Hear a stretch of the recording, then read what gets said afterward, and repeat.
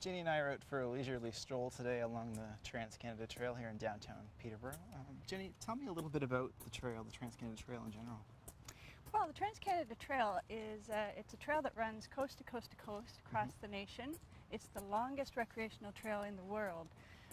By the time it's completed in 2017, it'll be about 22,000 kilometers long. Okay. So Peterborough is fortunate in that we host a section of the trail. Roughly 8 kilometers of it now runs from the east, Ashburnham and Lansdowne area, through to Jackson's Park. Okay, and this specific section of trail we're on right now had some improvements done to it over the last few months. What specifically are we talking about? Well, this section of trail has existed for about 12 years, but previously it was just a dirt path. Some sections were limestone screenings. So this summer we've widened it and paved it. This makes it much easier for maintenance. Plus it's more accessible to people with mobility problems, people on rollerblades, that sort of thing. So we have more users hopefully on this section. And I understand a little bit further down there was an intersection that was also upgraded. Yeah, that was the really significant change at Reed and Rubidge. The sight lines there, when trail users were crossing, it was 5 lanes that they had to cross sort of in one fell swoop. We now have built a pedestrian island so that they will cross 2 lanes safely, wait on the island until it's safe to cross the other 2 lanes, and so that's a vast improvement for safety. And there was some lighting upgrades as well? There were. There's a bridge down near Brock and Bethune, which now has lighting and it's much safer. And you guys received some funding for this, I assume?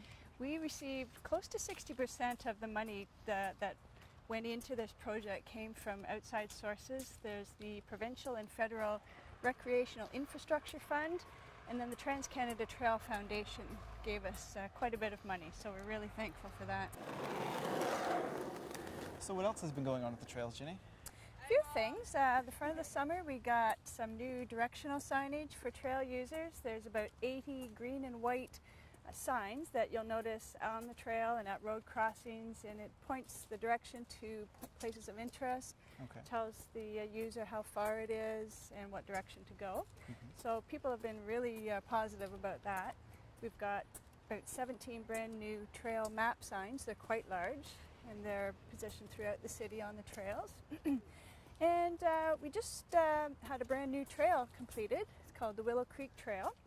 It runs from Ashburnham Drive right around Beavermead Park and takes you over just under 1 kilometer over to the Willow Creek Plaza. Okay, excellent. We can never have too many trails. That's for sure. Well, it's a beautiful day. I think we should go out and enjoy it and head up a bit further. Great idea. All right, and we'll see you again next week on the Green Update.